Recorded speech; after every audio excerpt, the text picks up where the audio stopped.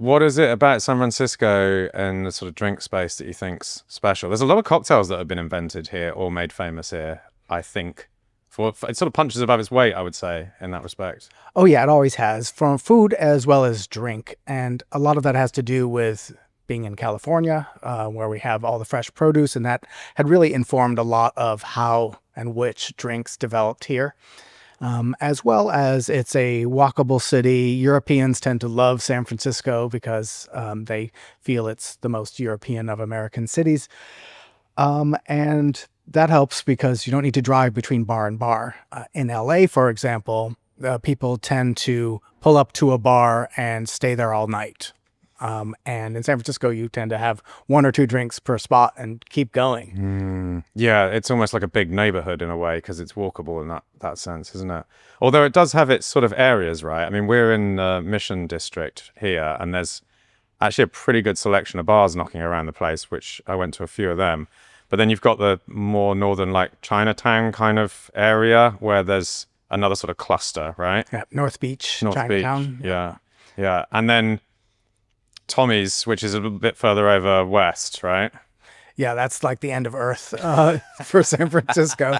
It's like a day trip. And, if Julio's there, you're going to get stuck at Tommy's for many hours. And I always tell visitors when they come, like, you want to go to Tommy's first, but go to Tommy's last. Yeah. I mean, I haven't made it over there this time because, as you say, there's nothing else really near it. So it's a special trip, and it's like a black hole. You're going to get sucked in if Julio's there.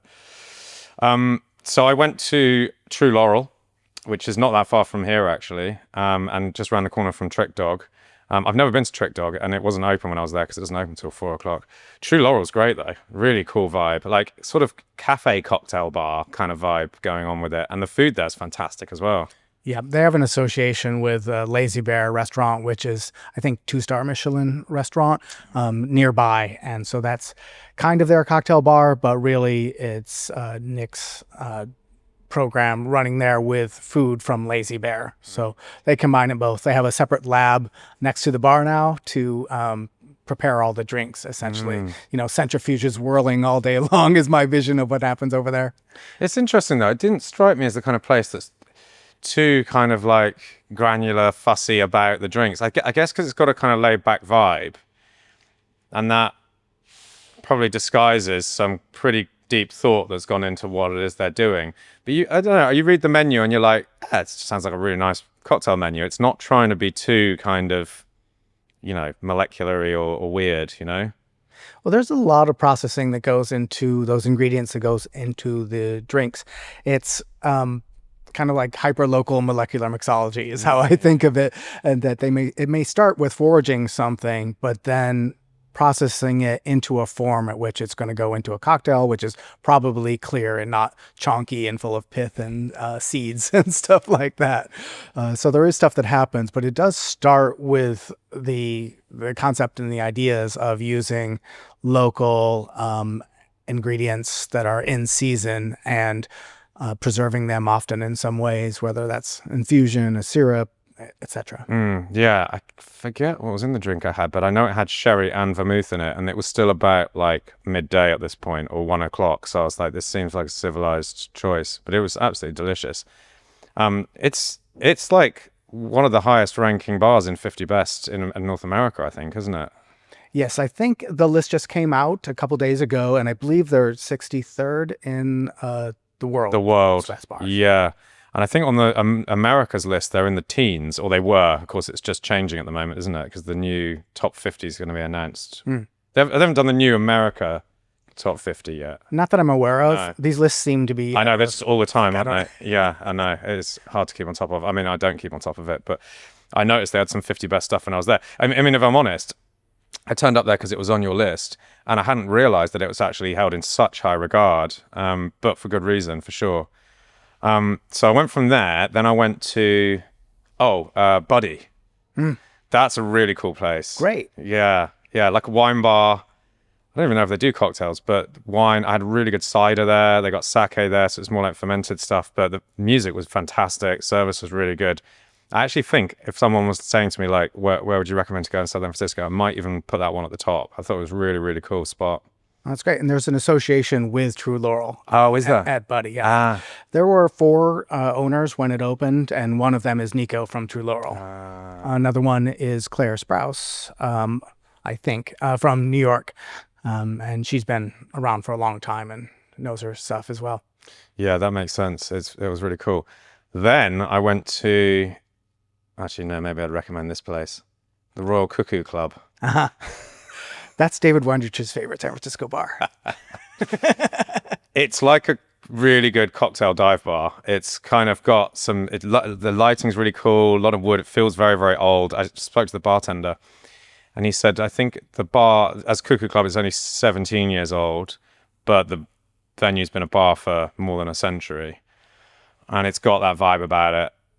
It's weird. It's quite arresting, actually, because you go in there and you think, this is a little bit divey, quirky, but actually they're making a lot of cocktails there, and the bar's pretty well set up for cocktails. There's all garnishes on the bar top and everything. Great, like I had mezcal there, the beer was good. Like it's a good spot. Yeah, it's a very unique spot, and it's on my list because it's so San Francisco. There's an organ built into the bar that doesn't happen in a lot of places, and there's organ music nightly at the Royal Cuckoo. So that's quirky enough, and it's just this old bar, as you say, that's been a bar for a long time. Now, a thing that actually David Wondrich was the first person who pointed out to me at my first Tales of the Cocktail in 2007, that San Francisco has neighborhood cocktail bars that have remained such throughout their entire lifespan. Whereas in New York, those all turned into Irish pubs. And so not cocktails, but also pub versus a cocktail bar. We have a martini bar next to Golden Gate Park. We have one in the theater district that they're just tiny little spots on the corner in various neighborhoods throughout the city that have always been doing cocktails. And you always have, old guys in there who are there every day having their Mai Tai or Manhattan or whatever it is. And that's another thing that's fairly unique about San Francisco. So what explains that? Not enough Irish people, or I don't know what explains it. Part of it's that we're a very neighborhood centric city. That, like, I live in the Mission and I identify with that very strongly, and other people would identify with the Marina or North Beach or somewhere like that. And that the bars tend to be small and they operate fine on long leases, and that might change a little bit over time, but most of them retain a quirky individuality, which is very much a San Francisco thing. We've become a little bit more showy and corporate in recent years, but in general, the vibe of San Francisco is like, let your freak flag fly. Yeah. You're right about the number of cocktail bars, and like there's so many neon signs with martini glasses on. I've been photographing most of them when I've had a chance, and I have a lot of pictures of martini glasses in neon. A lot of them unlit, perhaps even closed venues.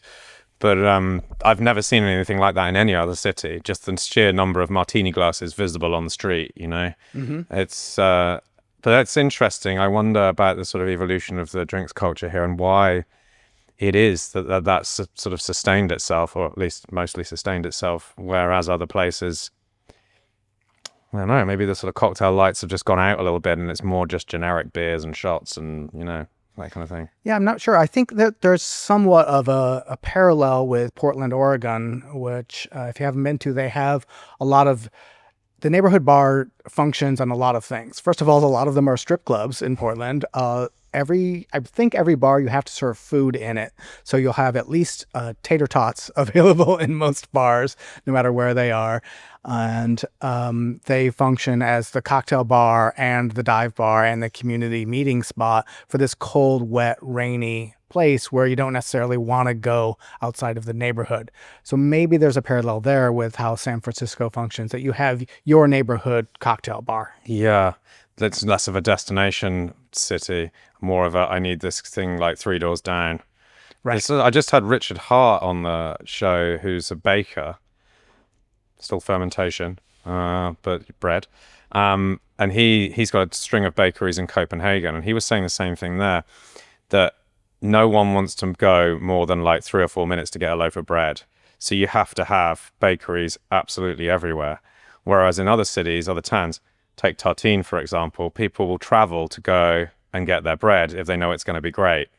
The Danish, they wouldn't put up with that. They're like, I'll just get shit bread locally as long as it's local. Mm-hmm.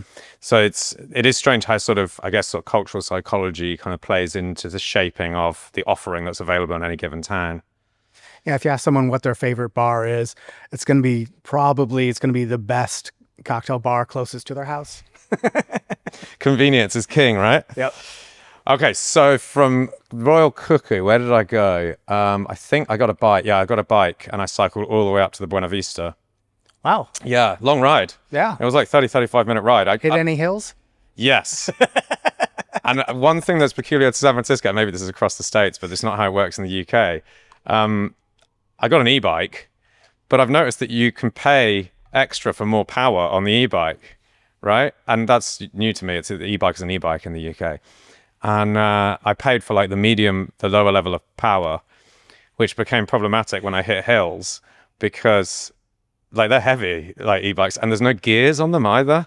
So you're just out of the saddle, like thrusting to get up this damn hill. And San Francisco's hilly. Like It sure is. Yeah, we have separate maps for bikers than for cars. And so the bikers know the routes, but also you can load a bike map rather than a car map or a walking map because of one-way streets and whatnot. Right. I always end up trying to direct people who are driving down one-way streets the wrong way because I'm such a walker. And I'm like, oh yeah, I didn't realize that. Right. This is good to know. I'll add this to the memory bank for future because there were stretches where I was the only person on a bike, just trying to get up this damn hill. But anyway, it's a nice ride. It was a good day. So yeah, I went to the Buena Vista, which I'd not been to before. I've been to San Francisco a couple of times before, but never really done sort of proper intentional bar crawls. That place is one of these ones where you've got a classic cocktail that dominates the offering, and it becomes like a production line, almost like a factory, just turning these things out. And in my experience, you go get a daiquiri at the Floridita in Havana, or even a mojito around the corner at La Botella, or where else is there? Singapore Sling? Singapore Sling, right? Often the quality is pretty variable on these things, and that is to say shit. But actually, the Buena Vista, despite the fact that it's not the sort of greatest love and care these things are put together with, it actually functions as a pretty good Irish coffee. Yeah, it's great. They do one thing terrifically well, and the hospitality there is great. All the bartenders have been working there forever. They didn't invent the Irish coffee there. They've just made it's just their kind of thing. Correct. It is a pretty great story. The San Francisco Chronicle travel writer Stanton Delaplane, he was frequently going over to Europe, and the first stop to Europe, you'd fly to northern U.S. or Canada, and then make a quick hop over to the airport. The Shannon Airport in Ireland was kind of the first mainland place to stop for those small planes of the 1950s. And so that was the drink of the Shannon Airport, was the Irish coffee. And he wanted to create it in a similarly cold, foggy, wet part of San Francisco, which is most of San Francisco, but specifically over near the Golden Gate Bridge. And so he worked with the owner of the Buena Vista to create a good version for that bar. Now, he's also the person behind the Duke's Martini. Yes, that's right. Salvatore was on and he told the story. Apparently, Stanton Delaplane liked his martinis extremely cold. Extremely dry. And so that's what he got, yeah. And now you have hordes of people turning up to the Duke's drinking this drink. Yeah, so he's got a lot to answer for. He does, and almost nobody knows that story, particularly the Duke's one, as opposed to the Irish coffee one, which a lot of people are familiar with that one. And, the thing about the Buena Vista, I didn't realize for the first bunch of years that I lived here that it actually was a good place to get an Irish coffee, but it was the bartenders. And when visiting bartenders would come into town, the bartenders were like, well, you can't leave unless you have an Irish coffee at the Buena Vista. So that really put some respect on its name. And then I started going, and I cannot walk by or nearby that place without stopping in for one.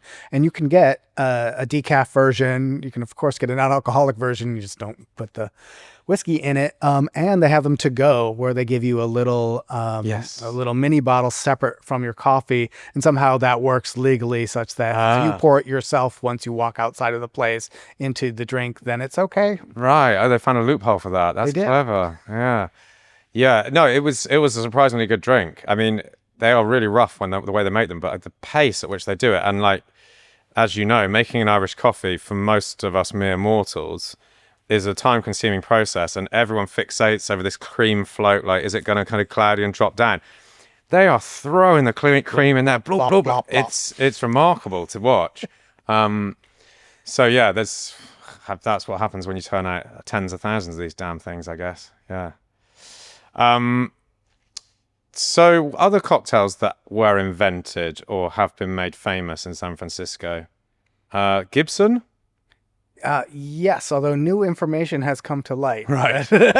It was a drink that may have first appeared in New York, became more well-known at the Bohemian Club in San Francisco, but then kind of returned to New York to its great fame, inspired by its presence at the Bohemian Club in San Francisco. And arguably the Cosmopolitan, though not in its eventual form, which was, of course, was invented in New York. But the original Cosmopolitan drink was a pink drink from San Francisco, I believe. Yep, a pink drink, essentially a kamikaze turned pink with cranberry or grenadine, and instead of a shot served up to look classy and pink in a cocktail glass. So that aspect of the drink in a disgusting tasting form with Rose's lime juice was from San Francisco, and then it was transformed into the good version in New York with Toby. Yeah. And the Pisco Punch. The Pisco Punch, that's the biggest. And it was, I've been doing these cocktail history tours lately, and the Pisco Punch is a big part of it. And it has fallen out of common knowledge, but it was the Singapore sling of San Francisco, like world famous from roughly 1870 through to Prohibition. And then in San Francisco, even after Prohibition, there was a bar restaurant built in the 1940s called the House of Pisco. That has, you can find some signs on it online, House of Pisco, and the facade of that building is still there on Pacific Street near Comstock Saloon, and I point that out to everyone on the tour. That's cool. Where else do you go on the tour? On the tour, the only bar we go into is Comstock Saloon, which is fine with me because it's one of my favorites in the city. But we start at the near the Transamerica Pyramid, which is where the Montgomery block was, which is where the Bank Exchange Saloon was, and that was the home of the Pisco Punch. That was our raffles for the Singapore sling comparison, and the bartender there made the drink famous in that format. And that roughly 1872, it closed right at the onset of Prohibition, and he took the recipe with him to his death. So the fun part about the Pisco Punch is that we don't officially know what was in it. We know that there was pineapple and citrus and pisco, of course, in the drink. But the way people described it was always that it was so strong, and you could only have two, and that it had such a kick, it could make a gnat fight an elephant, was what someone said about it. And there's all these descriptions of what a spectacular drink was and how strong it was. So the fun thing to theorize is about what made it, what else was in it to make it so strong. Yeah, I mean, just by nature of having pineapple and citrus and sugar in there, it ain't that strong, right? And Pisco is not strong. That's a single distillation for most Piscos, so 40% ABV product. And I mean, I don't know if you know, but like the running theory by one of the leading Pisco scholars is that it was cocaine in the drink. Really? Could be coca leaves also coming from the region of Peru, where Pisco is infused into the Pisco. One theory is that it was Vin Mariani in the drink. One description of the predecessor of that drink is that it tastes like the red clouds of sunset and shavings of cherub wings and all this. And that's Rudyard Kipling describing the Pisco Punch at the Bank Exchange Saloon. And that red word leads some people to think, red wine with coca, which is Vin Mariani. Maybe that was in the drink. Cocaine was legal in California until 1905.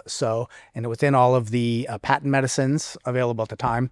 I found ads in the San Francisco Examiner for Vin Mariani at the time at which the Pisco Punch was the leading drink in the city. So could have been. I think maybe a stretch, but it's fun to talk about.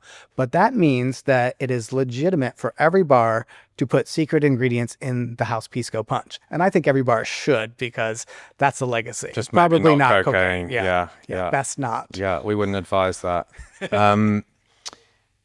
It's interesting because the Mai Tai as well in Oakland, right? And so that's, again, tiki stuff, sort of secret ingredients too. So there's, maybe something in that in this part of the world, these kind of secret cocktail formulas. Yeah. And certainly during Prohibition, I guess the secret ingredient would be alcohol in some of them. That's the case for the House Cappuccino at Tosca, which is, it's a bar that's never not served alcohol, and they opened at the beginning of Prohibition. So that's that was their famous drink. Another hot drink from San Francisco, interestingly, and those keep adding up the more you look into drink history, because it's a cold city. Then this is our hottest time of the year that you're here. Roughly the third week of September is the hottest week in San Francisco almost every year, which coincidentally is the week of the Folsom Street Fair, this big leather festival when everyone's wearing weird straps and masks or whatever. The tan lines created in San Francisco this week of every year must be the craziest. And there's also a lot of people wearing not much at all. Oh, yeah. So you need a bit of warm weather if you're going to be wandering around in the street in the evening like that. Yeah, I caught a few glances yesterday. It's quite a sight to behold. But a lot of fun being had, I'm sure of that. Yeah. What else? Are there any other drinks that were invented here in San Francisco or made famous here? Made famous here? Let's see. Those are a lot from my list. Boothby From Cocktail Bill Boothby. Yeah. Who was he based here? He was. Was he? So, yeah, Cocktail Bill Boothby, he had a book come out in 1891. And that put him on the map, and he was the most important famous bartender in San Francisco because of that book. Now, almost all copies of that book burned in the 1906 earthquake and fire, such that I think there are 5 copies left that are before reprints were made from them. And so he had his pick of any bar to work at, and he chose the Palace Hotel, which was and still is a grand hotel. It burned down like everything else in San Francisco in 1906 and was rebuilt. But he was a lead bartender there. And I don't honestly know if the Boothby cocktail, which is just a Manhattan with champagne, was ever a big, important drink. But it allows us to connect with Boothby by talking about it. I remember when I was doing some vodka research, he came up with a very early vodka cocktail. I think it was him. There was a cocktail called the Peace Cocktail. And it contained spirits from, would it have been World War One?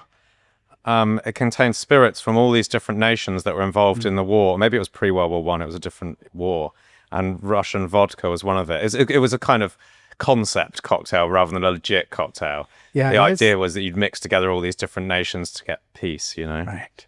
I think he had a second book in 1911, I believe, and it was definitely more international, and it was kind of from travels around the world, and there's a handwritten annotations in one of the later reprints of the book, and it would include things like that, more international drinks. Yeah, I don't think that drink was ever in a book. It was a journalist interview or something like that. I think he was quite egotistical, wasn't he? Boothby? Very. Yeah. Sort of like Jerry Thomas, very showy, kind of schlocky, and he loved to name things for himself. Yeah, it's good we don't have bartenders like that anymore, isn't it? Oh yeah, no, they're the most quiet, subtle people. Then I went, so after Buena Vista, I went to Specs. That place is awesome. Specs is fantastic. Yeah. Oh, I love it so much. One of my very favorite bars. Is that quite an old one, right? It's not as old as you would guess, but it, like a lot of places, it had been a bar before that. So it's associated with the Beat Poet era of the 1950s in North Beach, but it really came, I think, even like 1970s-ish is when it became Specs versus whatever it was known as before, and then inherited its nautical bric-a-brac that lines all the walls. There's those narwhal penises and whatever. Oh, was that? I didn't notice that bit. Stuff like that. I don't know if that exists. That's just in your head. Right. Yeah. And so that's a great sort of like very North Beach bar. North Beach has its completely separate vibe to anywhere else in this city. It's kind of a lot of like wandering drunk poets are still living there in this isolated hill community almost of the area. And so we get bars like Specs, which is right next to Tosca, that bar that had the house cappuccino with brandy in it during Prohibition. And it's across the street from the great Vesuvio, Yes. which is a beat poet bar. Yeah. And it dates a little longer. And that's a bar where famously Jack Kerouac was supposed to go from there to meet Henry Miller down in, I think, Carmel or Half Moon Bay, and never made it because another drink. Yeah, I popped in there quickly as well, that was great. Then House of Shields, which is cool. Got a nice kind of polished hotel bar kind of vibe to it.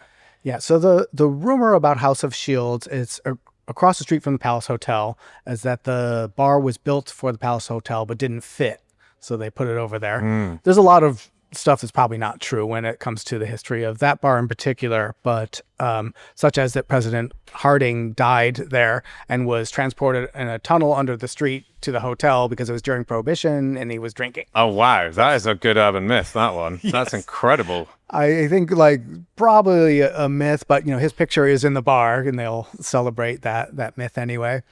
And but it does have some history as even though it opened probably in the early 1900s as opposed to the 1800s, it did have a lot in common with the grand saloons of Western America, which a big factor of those is no bar stools. So House of Shields got bar stools in the 1980s for this first time, and they actually allowed women in for the first time in the 1970s when they're pretty much legally obligated to. But they held out on a lot of old world traditions in that bar more than most in the city. It's usually a progressive city, but that bar clung to some peculiarities. That's interesting because although it has a vibe of an older bar, something about it made me think this is not that old. I don't know I couldn't put a finger on exactly what that is, but it felt like a last 10 years kind of invention.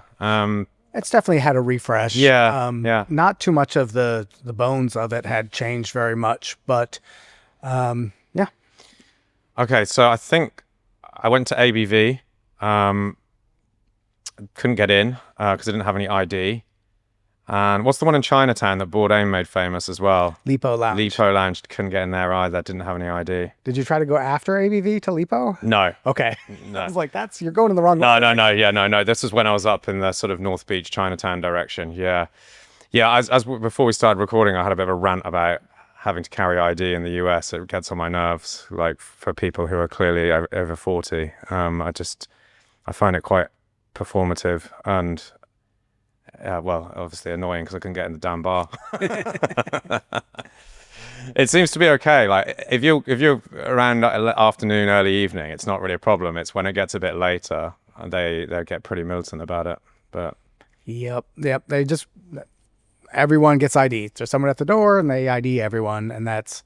Yeah, as you say, as the later it gets, the more shenanigans there are, therefore, the more need for consistency in the policy. So what did I miss? Which would be the ones, I mean, the list is longer than the ones I've mentioned, much longer, but if you were going to kind of recommend one or two more that are on your list that I should have gone to, what would you say? Sure. Well, for great cocktails, I would recommend at least somewhere tropical. So we have Smuggler's Cove is our sort of the top tiki drinks in the town for sure. It's a tight space, and how they function is kind of a mystery because there are only 2 bartenders for the whole place, and every drink has 8 ingredients, and no 2 people are ordering the same thing. The skill and muscle memory required to work in that bar, I can't even imagine. I burn myself when I try to use the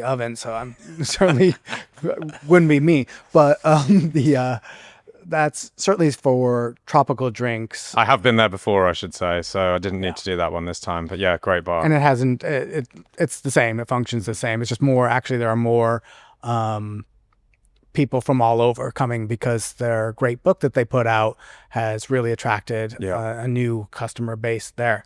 The other one that's not tiki, but differently tropical is PCH, Pacific Cocktail Haven, run by Kevin Diedrich.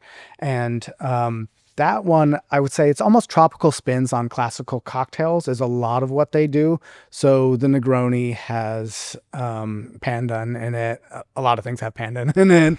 And there are a lot of Filipino ingredients in his drinks, and things like ube and there's often a tropical herb or some ingredient or juice in a lot of those drinks. I love the gin and tonic with snap peas, and it's called the O Snap. That's been my favorite there. It's been on the menu for a long time, but I can't say no to that one.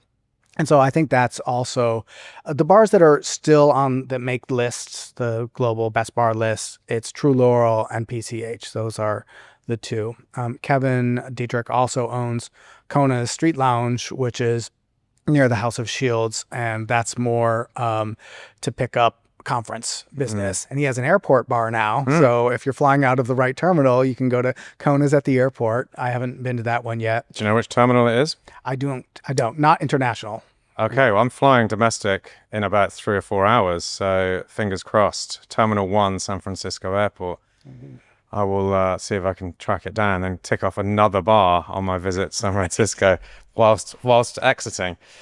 Is there anywhere else you'd shout out on the kind of historical bar crawl that we've not talked about? Let's see. There is one that's hasn't been on any list I've sent you yet that I think is really, really special. It's across the bay in Oakland in Jack London Square, which is this dockside little, you could call it an outdoor mall, I suppose would be fair, but it wasn't that historically. And it's this tiny little bar called Heinold's First and Last Chance Saloon. Your first and last chance to get a drink coming off of the boat to go off on a warship to war. Yeah. And so the story is that there's all these dollars tacked into the ceiling, and that's you put your name on a dollar and put it there, and when you come back, you have $1 for a drink, and all the remaining dollars are for people who never made it back. So really, really romantic. But what's also cool about the bar, one, it's in Jack London Square, and there's a picture of Jack London as a child in that bar doing his homework on one of the tables. No way. Yeah, incredible.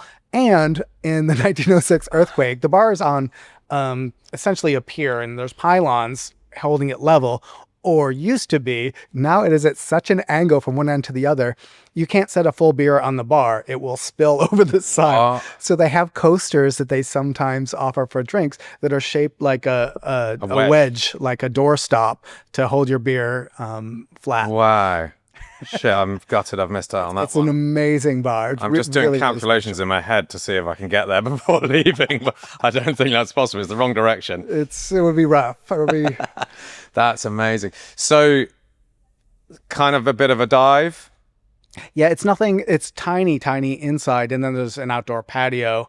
And I don't even think that 90% of the people who go there really appreciate how special it is. It's a little, jokey and fun there as well. But they do make cocktails there, and they have a good beer selection, but they have the old equipment, the old beer coolers built into the wall that I don't even think they use anymore, when you'd have to put like a block of ice in there to keep the kegs cold and things like that. So it's it's something I take people to. We have oysters at the near the slanted door and the Embarcadero, and then take a little boat over and then go to Heinold's and then go from there, sometimes around the East Bay drinking. But it is a incredibly unique special bar. It's my favorite that I don't get to very often. So when people come into town, I'm like, well, I guess Heinold's it is for you. You've got to see this. And it's just because I want to go again. Yeah. This is it. It sounds like these bar crawls are basically just kind of justifying your own desire to go to these places. That's maybe true. Don't give away all my secrets. Yeah. When did you move to San Francisco? I moved in the late 90s here, 96 or 7. Where'd you come from? From Boston, college, like everybody else. And you didn't grow up in Boston? No, I grew up in upstate New York, so Okay. a very white trash part of New York State, very not great. And luckily, my family doesn't live there anymore, so I never have to go back. But then I was in Boston for 7 years, so I worked a few years there after college, and then I've been here for, I guess it's 30 years since. When did you start writing about booze?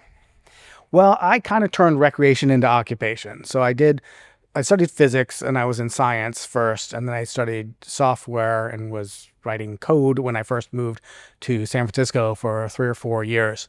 And so really 2001, I'd been writing bar and club reviews a little since 1999. And the first time I got paid for a story, I believe, was 1999. Then by 2006, I saw the beginning of the cocktail renaissance here in San Francisco. There was this critical mass of bars doing new amazing things like putting fresh juice into drinks. And I was like, okay, this is the future. And it's also no longer about nightlife. It's about the cocktails. And I'm going to go fully into that. And that's when I quit everything else and just started studying drinks full time.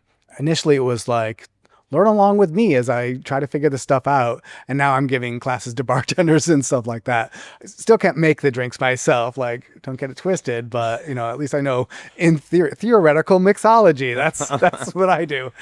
Yeah, I mean, I must have been reading your blog since, I don't know, 2008, something like that. And still going strong. And now you've got a few books under your belt as well, haven't you? I got a couple, yeah. So let's talk a Not little. as many as you. Well, no, not. But so let's talk about books. In fact, let's talk about ice, because one of the books is about ice, Right. and this seems to be almost. I mean, it's beyond obsession. You have been writing about ice for decades, and experimenting with ice, and now you have a little book about ice as well. I mean, it seems obvious because clearly it's an important part of a cocktail, but why the obsession with ice? What was it that sort of drew you to it? Well, the thing is, it's not even that much of an obsession for me. Like, I figured out something early on, and then it was like, oh, I guess people are still interested in this, and so I keep doing it. For me, it's arts and crafts. Like, I've done the theory that allow people to create clear ice at home, and kind of moved on for a bit. But I'm like, oh, why not? It's Halloween. Let's freeze a ghost into an ice sphere. Like, that's what I do now. But initially, it was really, I was looking at, bartenders were talking about ice, the concept of using big cubes in the newly trendy old world cocktails was back again, like the old fashioned, and even making Manhattans with bitters in it and not putting a splash of the maraschino cherry syrup from the jar into your Manhattan. I still do that sometimes, by the way. Like that. Yeah, it wasn't like, I'm not mad when I think about it. I'm like, maybe we'll bring it back. Everything old is new. Yeah. So bartenders were talking a lot about ice, and they were starting to cut up big ice themselves, because it was really before even the 2-inch, however many millimeters that is, 60-ish, 60 millimeters, something like that. Yeah. size silicone ice cube trays, because those came about in our time of looking into the ice problem. But so bartenders were cutting up their own ice, eventually using those bigger trays, but the ice was cloudy and didn't look as good as some of the stuff that came out of the machines, but that was always smaller. So I was just testing the theories that all the bartenders were saying, including some of the wackier ones, like that if you melt down clear cubes and refreeze them, then you'll get a big clear cube. Or that... I've never heard that one before. Oh, yeah. Or that if you you make ice and then let it melt and freeze it again, the next time it will be more clear. Stuff like that. So I was like, okay, I'm gonna go in without judgment. It's not true. A lot of judgment. And test all the reigning theories. The first one, of course, is you got to boil the water. We grew up hearing that, and it's never been true. I forget when I first tested that, but it was a long time ago. That it showed that that's obviously not Yeah, true. yeah. But then I did a series of other experiments, never expecting to kind of fix the problem of making clear ice at home.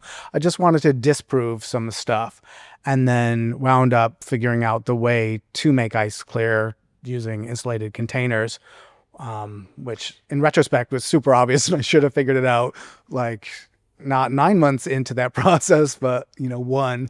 And And I mean, the fundamental problem with freezing ice that makes it cloudy is that it freezes from the outside in, and you have air trapped in there, which causes the cloudiness, the sort of fragmentation, cracks, haze, all that kind of stuff. So the way you have to overcome it is to freeze from one direction to another. Is that correct? that is absolutely correct. Right. And so how does an insulated container help do that? Because we leave one side uninsulated, and that's usually the top. So if we put a cooler into our freezer filled with water with the top off, now the water is going to start freezing from the top and freeze from the top down towards the bottom. And as it does, it actually pushes away the trapped air and impurities, because the crystalline form of water into ice is quite tight and doesn't have room for a lot of other stuff. So in a way, it's a purification as well. If you put food coloring in that water and let it freeze, it'll push, it won't be 100%, but it'll push the food coloring to the bottom part into the cloudy part. They found with... So you can't make coloured crystal clear ice very easily. Correct. That's interesting. People ask me that all the time, like, oh, how do you make it clear and blue? And I'm like, well, actually, it's a problem, because we could say it treats the air and minerals and whatever as impurities and pushes them away. Well, those color molecules are also going to be impurities. So yeah, that's one of the things that I haven't solved yet with ice. Yeah, that sounds like a tricky one to solve. Like you say, on a sort of molecular level, those water molecules are squeezing together. It just doesn't leave any room for anything. You just have to shine a light through the damn thing. Yeah, I think you just need to stick something colored on the side, and you can see right through it. Oh, Well, put it in a coloured drink. Yeah. I mean, there you go. The world doesn't necessarily need blue ice cubes anyway, does it? We can get by without. I don't know. Let's take things to their absurd conclusion. It's cocktails. That's what it's all about. That is true. So, is the insulated cooler still the most elegant way of doing this? I've just recently seen molds marketed that have ways of doing this, right? They displace the air out somewhere or another. No, everything uses either an insulated container or motion. And the motion is the way that... So you're saying the molds that I've seen advertised are not doing what they say they're doing? They are, yeah, they're all using directional freezing. Oh, they are using directional freezing. Which is what we call it, which is the insulated container. Yeah. So there are new ones now that are countertop size that work just like the big ice block machines. And so the water is freezing from one side to another, but the reason it freezes not just from top to bottom is because there's water pumps somewhere inside, forcing the water to freeze from one direction. So, but all of the ice cube trays and sphere trays and things like that, they might be in a thermos shape or a different shape outside container, but it's still an insulated system. Yeah. And there's just a hole in the bottom of each individual ice cube or the sphere so that the water freezes top to bottom and pushes out the cloudy part into the reservoir beneath it. So in the insulated cooler version of it, if you let it all freeze, you end up having a cloudy, but you got to chop off, right? Correct. Yeah. But you don't need to let it all freeze. No, you can just let it turn into slush and then pull out the clear bit before it freezes fully through. Yeah. Yep. You just have a slab of clear ice on top. So that's good enough for most people. I try and usually forget to only let my coolers freeze in my freezer for a couple days and then just pull off that slab and cut it up. But yeah, I think I mentioned somewhere in my little ice book that it's like the second most important thing you need after a cooler is to remember to set the alarm. Yeah, it's just that much easier than having to hack away a load of cloudy ice off the other side. What do you like with ice tools? Because, I mean, if you've got a big block like that, you need to be carving the damn thing up, don't you? Yeah, and it depends on how much you care about straight lines and things like that. I like to just take a 3-prong ice pick and go at it, and I can get pretty good cubes with that. Don't need anything else. That's the quick and dirty way to do it. You can use something like a bread knife. What you want is big teeth on the bottom and a flat back, and for it not to be pushing the ice at an angle. So even most bread knives kind of slice off a bread to the right side, whereas a pumpkin knife, which someone found to use, was a great tool because it cut evenly left and right and allows for splitting the blocks more evenly. Pumpkin knife.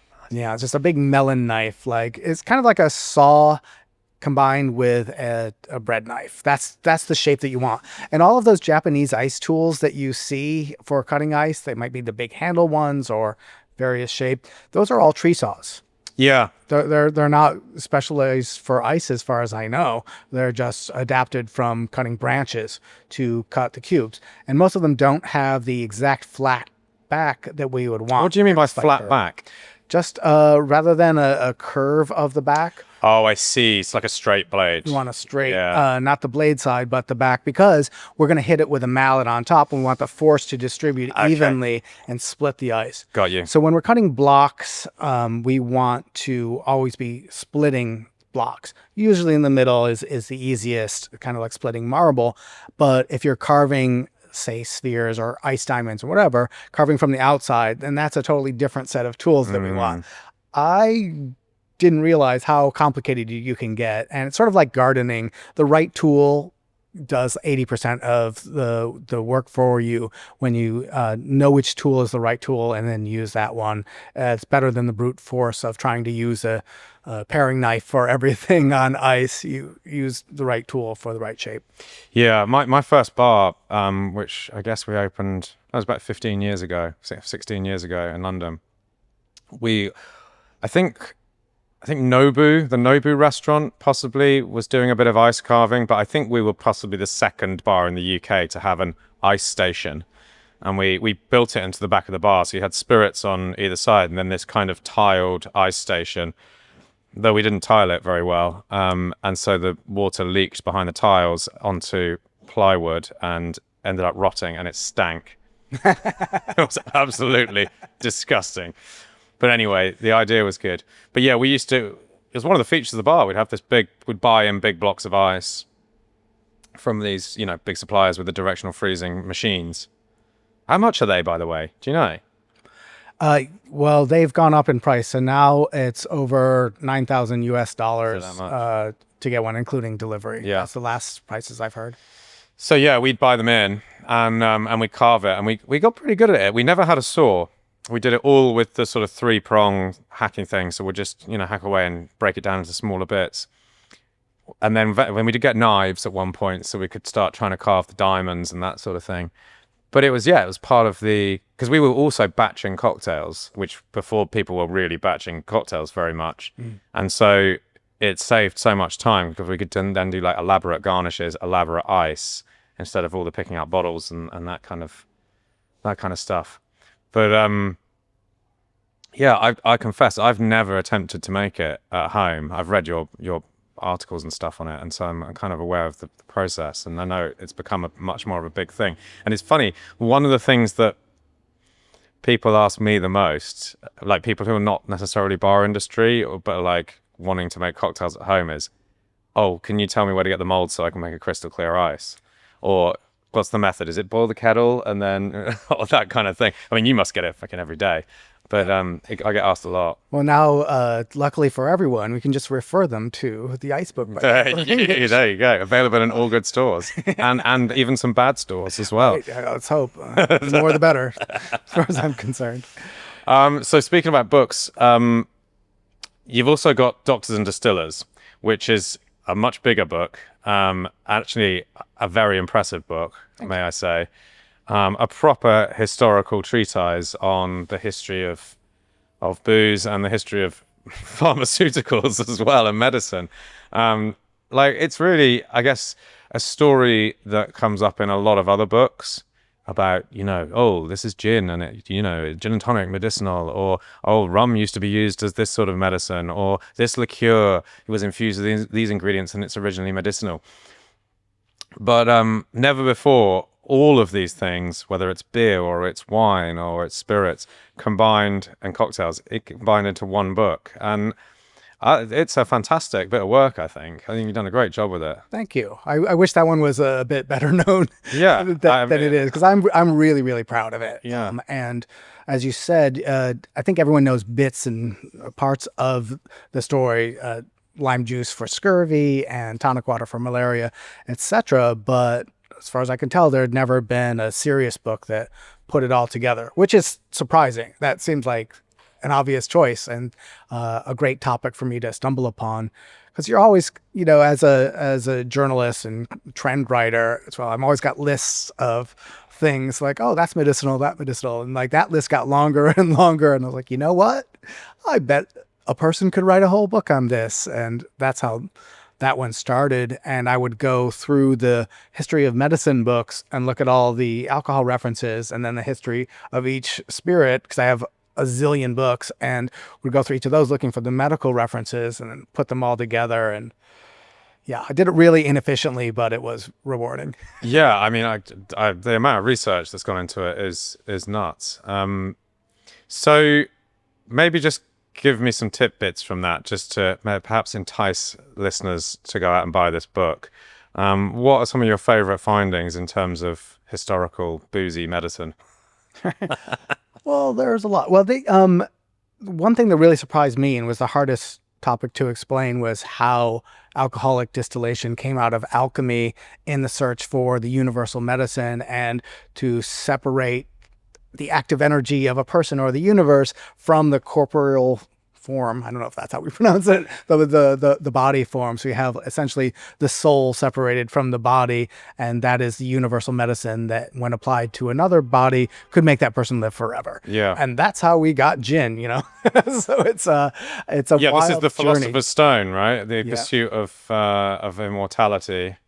And they thought they had nailed it, and they said that they did when they created distilled wine. They're like, "We did it, fam. This is good. This will Cures all illnesses. Yeah. also kills lice, and all this keeps away snakes." That was big on the list. I think snakes were a larger problem historically than they are in my day-to-day life. But yeah, snakes are everywhere in the history of medicine, it turns out. But anyway, yeah. So the fact that distilled alcohol comes not from trying to make a beverage, or not even the understanding of the underlying factor that there's alcohol in beer and wine. Those were just different things entirely. Yeah. And to separate out this quality of them that could be lit on fire and yet doesn't burn the thing that it's the distillation was considered to be sort of quasi-magical, right? This wasn't just a physical process. It was a liberation of something far more mystical and supreme than the mere ethanol contained within the wine, right? Right. Yeah, it was absolutely like the greatest technological advancement in chemistry that had been done at the time. Now, distillation had been around for almost 1,000 years before they figured out how to distill wine.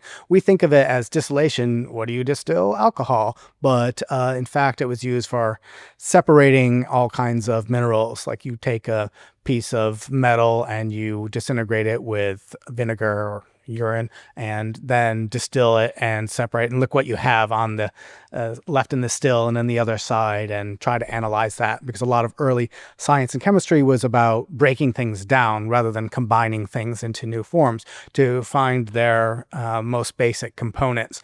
And it's sort of that looking to separate everything that led to, we want to separate the energy of something and the body of something. And then they find this form of what looks like really pure energy. It lights on fire, and you can drink it, and it will give you the ability to be more talkative in a room, as well as speak your last words on your deathbed, and keep away snakes, of course. A very important factor. So that's one thing that really blew my mind, to learn that in context, distilled spirits was a great step forward in proto-science. This was before the scientific revolution. So that's one. Then we have just all of the fun facts of that. Alcohol is great at extracting the active properties of plants. Always has been, still is. First step of herbal medicine is soak plant in high proof spirit, and now you can get rid of the plant and just keep its active properties in the high proof spirit. That was the case with beer, and then the case with wine, and spirits, of course, are even better at it. So in that tradition, we can find almost any medicinal botanical that was used, juniper and gin. Of course, there was juniper beer, and then there was juniper wine, and then there was juniper in wine spirit. And it's the same for wormwood and ginseng and everything else. So that tradition always goes from one category to the next. Some of those stick around and some of them don't. I don't know if there's a lot of juniper wines around, but we certainly have vermouth. That comes out of the medicinal wine tradition. Yeah. It's just going back to the distillation. It is remarkable, the hubris, in a way, and it can't have lasted that long because people would have started dying or contracting diseases which this thing claimed to cure or prevent from happening in the first place. And nevertheless, it was pretty well documented that this is game changer, guys. We've cracked it. And I suppose with the herbal infusions, liqueurs and gins and other sort of distilled aromatic spirits, they lasted a lot longer, right? In terms of their perceived or assumed medical benefits. But then I guess, Chinese medicine, many of these ingredients are still held in high regard. I mean, they do work. A lot of it has been proven scientifically that, certain things that we may look at a bottle of Fernet Branca or whatever as something that to help digest, or the same ingredients in more diluted form as an aperitif. And those are functional ingredients. Or just shots. But they do actually stimulate digestive fluids in the human body. So they're active compounds, and not all of them, we don't really, there's modern science that shows that wormwood could have an impact on intestinal parasites, but there's not worms necessarily. But it was always used to expel intestinal parasites. And a lot of things are based on the four humors theory from the Greeks and the Romans. And so a lot of things they thought were meant to treat certain things didn't really work, but under that very formalized and very incorrect theory, it was the right medicine for the task. But at the end, we still have herbal medicine that works. Every time I'm trying to be despite living in San Francisco, hippie stuff, it doesn't fly with me. But then I remind myself that Cinchona tree bark prevents and cures malaria, and it is one of the greatest cures and medicinal discoveries of coincidence in the world that the cure for the disease malaria was found on a continent that didn't have the disease. It's not like Cinchona trees grew for the specific purpose of killing the malaria parasites in the blood of humans because they were just trying to keep insects from eating them, most likely, but were in this form that works for preventing and curing malaria. So whenever I try to get too on my bullshit about I love chemistry, that solves everything, I remind myself that trees cure malaria. Yeah. I was a lot of legitimacy to herbal medicine. Yeah. Shut up, camper. I was talking to Jared and Anastasia about this. I don't know if you caught it, but they were talking about gin and tonic history. And of course, you've written a gin and tonic book as well, haven't you? And they were suggesting that Cinchona was not used or even thought to be an anti-malarial till way later on, and that it was being consumed out in India for digestive reasons or something other than malarial prevention. It was an anti-fever medicine above all else. It was, the early definition of tonic was kind of like health tonic, rather than today where we think of tonic water as being a specific treatment for malaria, but I call cinchona tree bark the electrolytes of 1850 because you just put them in everything. I don't know if it's going to do anything, but it's got to have electrolytes. Or protein, the protein bar. Yep. Yeah. But it was very much that. So any patent medicine to be prescribed externally or internally, like bullet wounds, rub some quinine on it. It was really the universal thing. If you look in the Lancet medical journals of the late 1800s, it's everywhere in all of the ads. Everything has cinchona. There's things like Alka-Seltzer tablets that are effervescing quinine tablets to put in whatever beverage to make them into tonic water, essentially, which I'd like to recreate. Yeah, that sounds great, doesn't it? Yeah. But Just drop one in a martini or something, you know? Quite cool. and they had like cod liver oil infused with quinine and things like that. It was really just supposed to be healthy for a lot of reasons, specifically anti-fever, and then for malarial fevers. The thing about malaria that we have to keep in mind is that there was only theories as what caused malaria, and all the theories were mostly wrong, except for the one that was right. The mosquitoes were only figured out after 1900. Now, we had the cure for malaria in 1630, the cinchona tree bark. That is a really long time to make a lot of bad guesses. Yeah. And most of the guesses were the miasma theory of disease, that it's sort of bad air, but no concept of microbes in the air doing it. And so all of the medical theory was along that, like same with the plague and things that... Yeah, there's a lot of that medical theory at that time was like vibes, really, wasn't it? Yeah. It's like the humors thing is kind of vibes as well. Totally. Like, oh, I must have an imbalance. Let's get the leeches and take some of that blood out of you. Yeah. And the way disease transmission was understood was completely different than how we... Yeah, I mean, it was more sort of symptomatic based than like, because the humors was like phlegm, right? Dark phlegm, blood, like yellow bile and black bile. That's it. Yeah. Which, and if they were out of balance, then you showed the symptoms. Today we'd say that was the symptoms of a disease. Yeah. But they would think of it as an imbalance of the humors causing the symptoms. Yes. And then the treatment is then based on whatever one you've got. Like, and they considered like some of them to be a dry illness and other ones to be wet and warm and all this kind of thing, right? Yep. Cold, wet, hot, dry. It was one of those, and you had to rebalance the one you had too much of or too little of. And I think that's the reason why early cures for both scurvy and syphilis, it was all about making you sweat a lot. Those were hot diseases, I assumed, or something like that. But early scurvy cure was burying a person up to their neck in sand.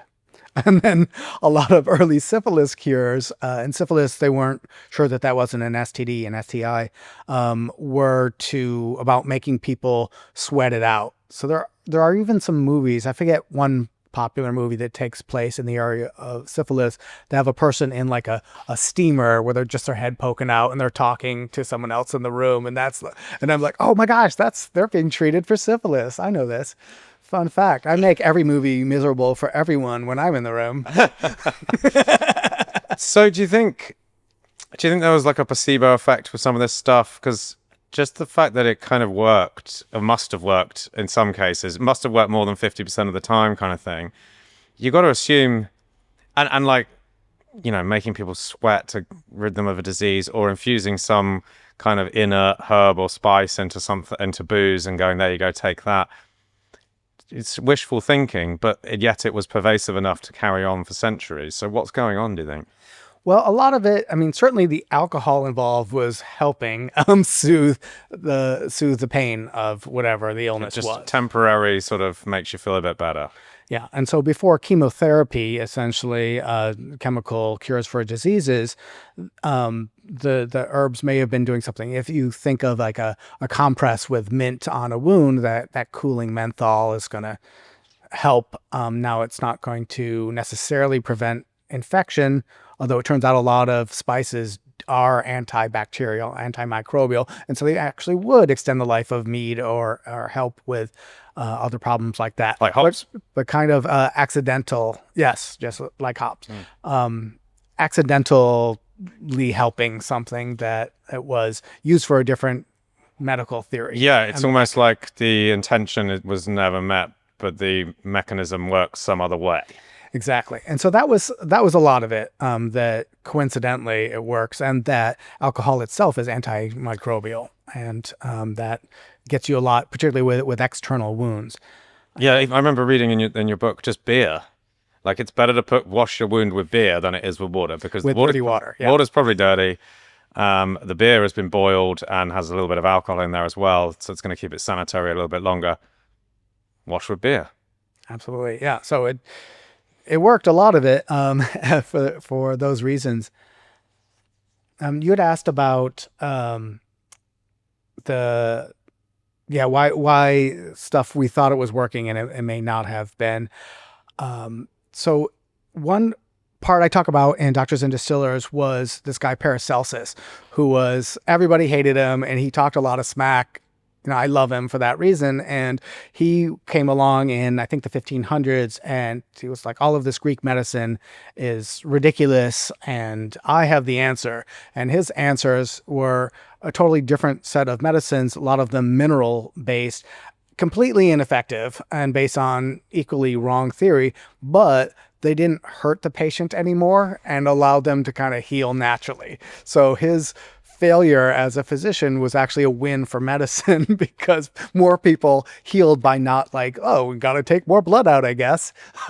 They were able to, rub salt oil on a wound or something like that, and the wound would heal, not from the salt.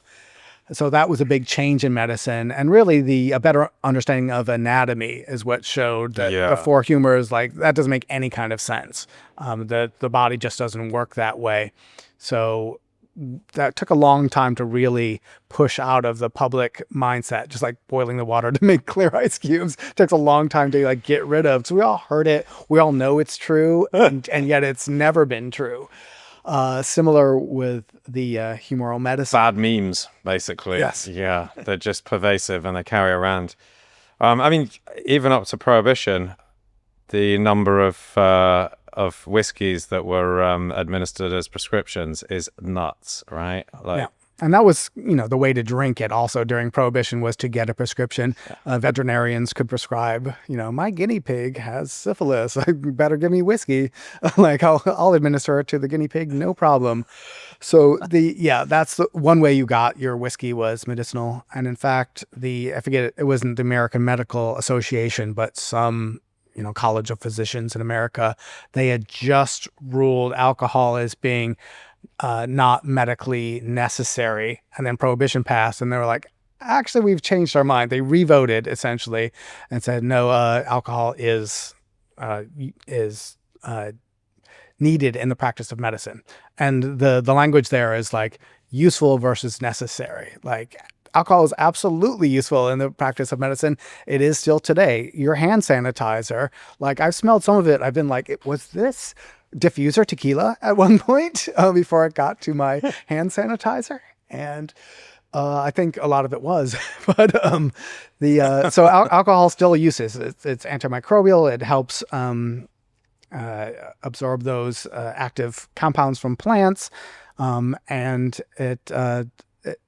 it gets you pretty far. Now, we don't want it in everything these days, and there's a big push to get alcohol out of like cough medicine in particular, and mouthwash is the other one where alcohol is still in there, and the bottles for right now are labeled like contains no alcohol because we don't want to trigger anyone's addiction, and eventually we'll probably get it all out of consumer products like that. But when it comes to plant medicine, it's still quite useful as a solvent. As a solvent. Now, in Chinese medicine, we more often see tea used for a lot of stuff, although we see baijiu used for a lot of traditional Chinese medicine as well. Again, it's probably always going to be useful. Also, you can make fuel with it, insecticides. Alcohol's great. They should put it in me. Do you personally turn to alcohol when you're not feeling well? You haven't been feeling that well this weekend, right? Have you gargled some whiskey or administered a couple of shots? I have not. It does bring a whole new sort of spin on the term, I'm going to get my shots, right? As we say in America, it's a vaccine, right? Yeah, no, there was a point at which when I was like traveling and always jet lagged and I could find ways to make alcohol functional for any situation, which I don't try not to do that anymore. But sort of like, oh, I need a little dose of energy. Like, well, a shot's going to wake you up. And oh, I need to get to sleep. Well, I've got a cure for that too, etc. You can always make yourself feel more energetic or sleepy using it, or or less nervous before giving a talk. Luckily, I've kind of aged out, drank my way out of that, I guess you could say. That now I don't need. Oh, that makes one of us. Stuff. I was doing shots before you arrived. All right. Well, I'm pretty scary, so I don't blame you. I'm a threatening person. but now, no. Luckily, I've kind of found like normal ways to adapt rather than to use alcohol as functional. Although as a digestif, I can't beat it. Like something with a lot of herbs in it, like really seems to work. It's interesting how a shot of alcohol can be used as a sort of stimulant before a talk or to wake yourself up, but also as something to sort of put yourself to sleep. And, you know, it's ethanol at the end of the day, but I guess the intention and the setting and the environment factor into that. Yeah, I think it's both providing a quick available source of calories as opposed to eating a dish of pasta. That's for the energy you need for 2 hours. That can send you to sleep, a big bowl of pasta. Right. In the same way, it both gives you energy and put you to sleep, but in the different order. It's immediate, energy from the consumption of alcohol, but it's also relaxing. And that's what to help give a talk or go to sleep or whatever to calm you down. So it's different impacts can be used for different things. Yeah, no, that makes sense. I think my favorite bit of knowledge from your book was that Guinness was only stopped being given to people who give blood in Ireland in 2009. That is wild. It's surprising that in particular. If you donate blood, then they give you Guinness.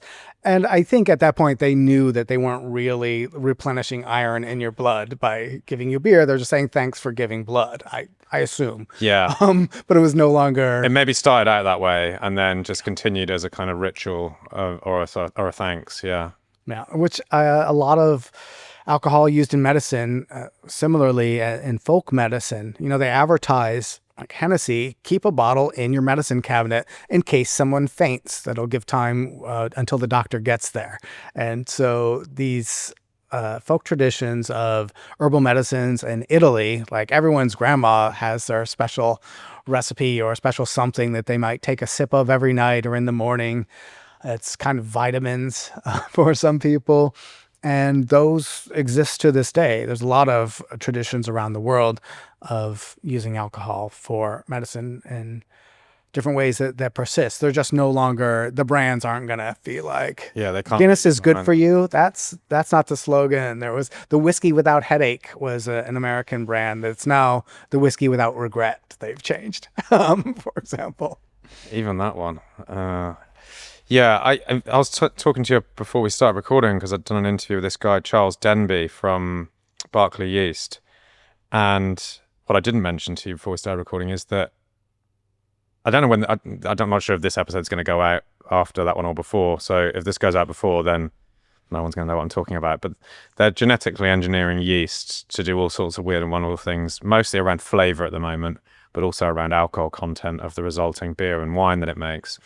But one of the other things that they are really looking into right now is genetically modifying yeast so that when it ferments a wort, it produces beneficial elements in the beer, i.e. vitamins, minerals. Everything is a potential if you can manipulate the yeast in the right way. So we could end up in a future, in the not too distant future, where beer is a legit health drink, and naturally fermented.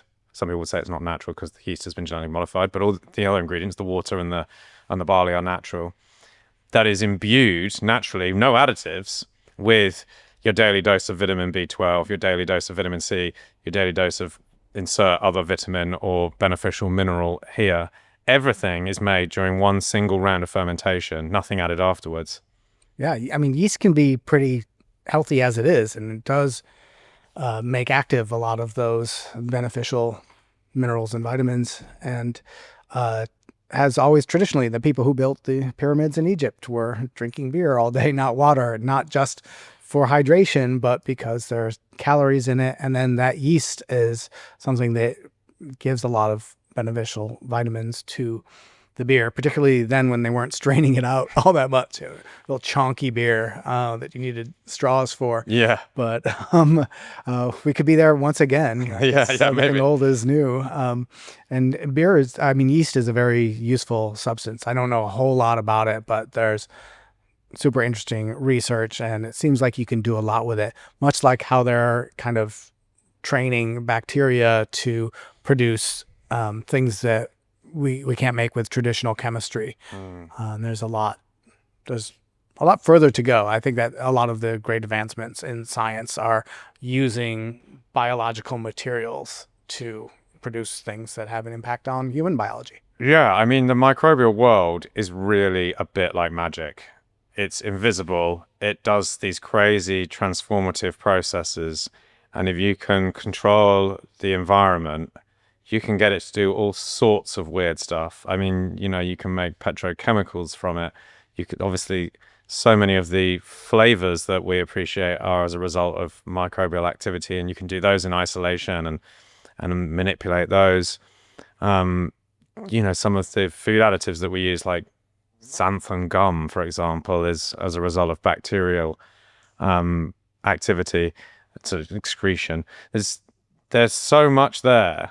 And with a better manipulation of the microbes themselves, whether through genetic engineering or environment, like if after the conversation I had yesterday, it just feels like the opportunities are wild. Developing drugs, just crazy stuff. Yeah, it's there are good aspects of science and the future. It doesn't all have to be about burning the oceans in order to return results on, like, Jerry Thomas with big boobs, internet searches, image generation. Like, there can actually be some interesting and positive medical science still. So speaking about the future, what are you working on at the moment? What are you excited about at the moment?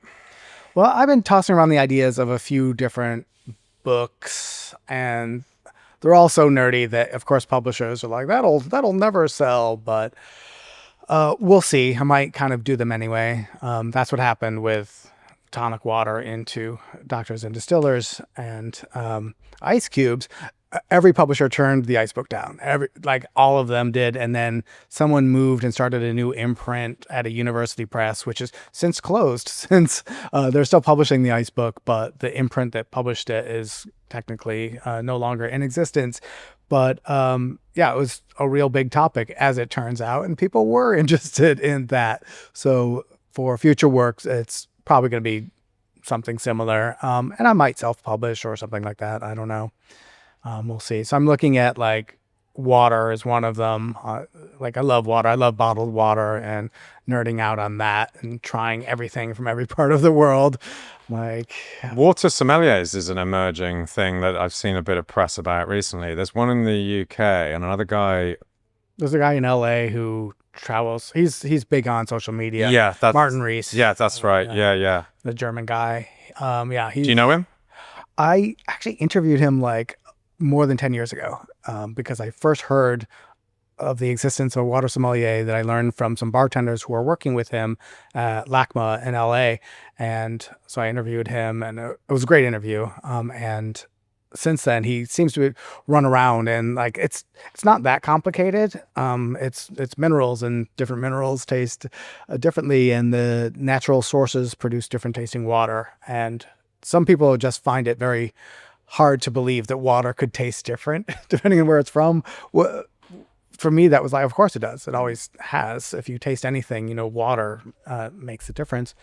But anyway, by celebrating naturally created waters, which is what the bottled waters are for the most part, you can really appreciate that they come from different places on the planet with different history. This one is 5,000 years old and it went through shale, and this one is 15 years old and it went from a glacier into a lake, whatever it is.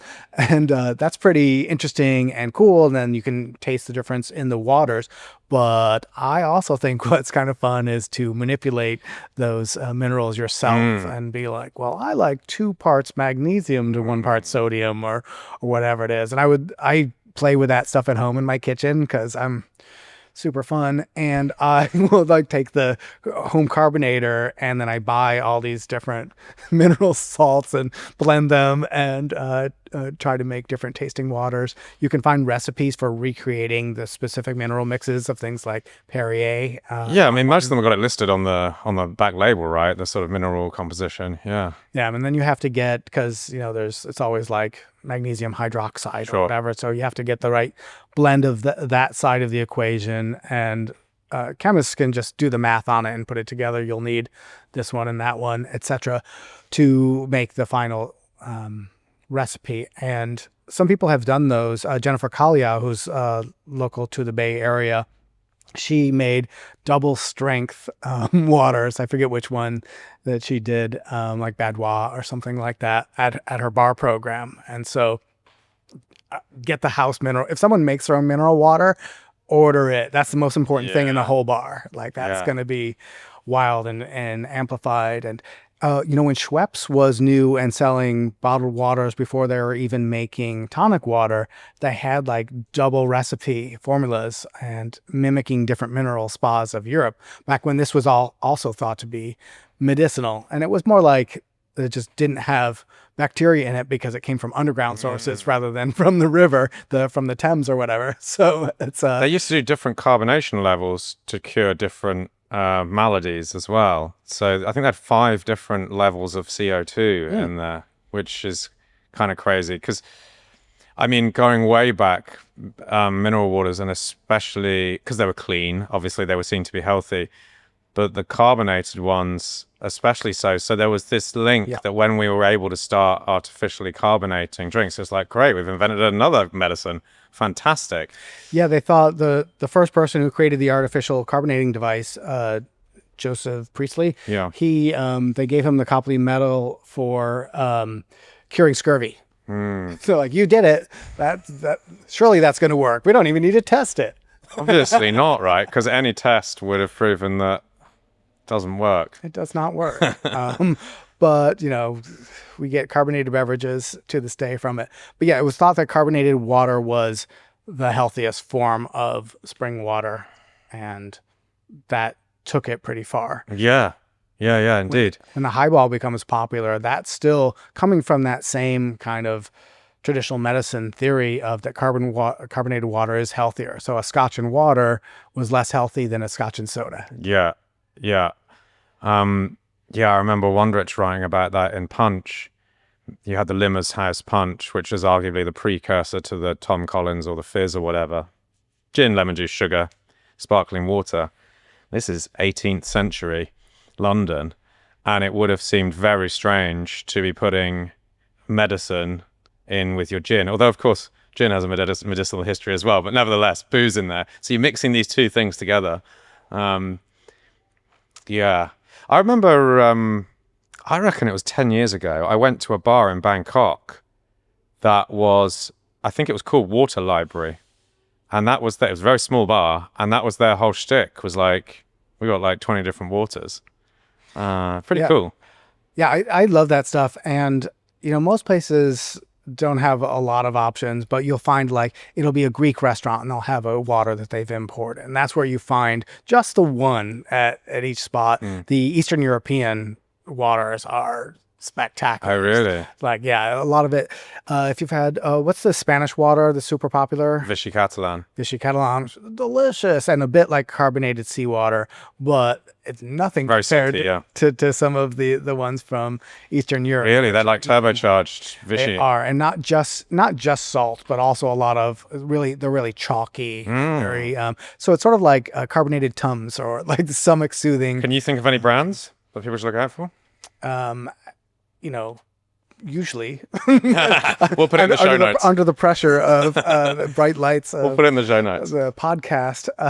Personally, I'd like to explore the Eastern European ones. That's because I'm a big Vichy Catalan fan. I do like that water. It's tasty. And it really feels like it's healthy. Like, it's something about it. Like, I mean, the minerals, of course, are electrolytes, right? So, you know. Yeah, it's electrolyte water. It has more electrolytes than things like Gatorade or electrolyte waters. That's the thing about water, is that you don't have to add sugar for it to be, sports water.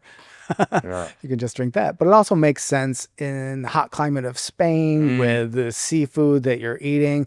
The water makes a lot of sense. And the warmer you drink that Vichy Catalan, the saltier it tastes, which I find. So when I've led water tasting classes before, and we kind of make our own mixes, and we blend waters.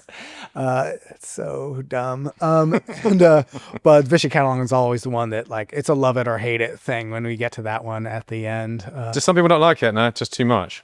Yeah, it tastes really over the top, particularly if you only have tasted at room temperature.